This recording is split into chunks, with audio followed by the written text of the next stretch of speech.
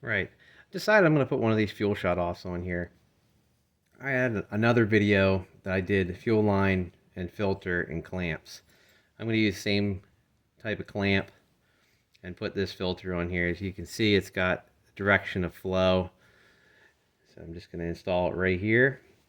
I don't have any gas in here right now, but something you can do is take two large sockets and a pair of vice grips and then clamp your fuel line in here and pinch it off. That way you don't damage it. I'm just going to cut this and have a container ready to catch any fuel that may come out. Yeah, I'm just going to put it right there, I think. Now I'm going to put my clamps on.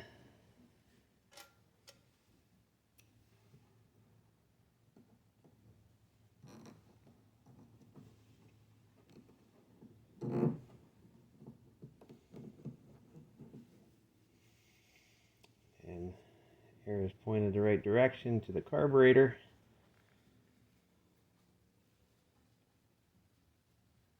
Try to get it on there as far as you can.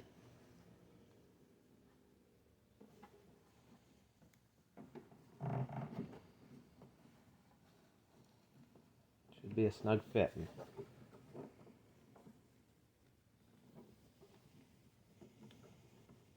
Slide that clamp back a little bit.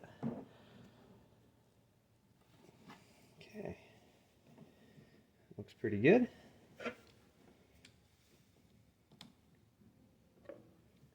There, clamps in place.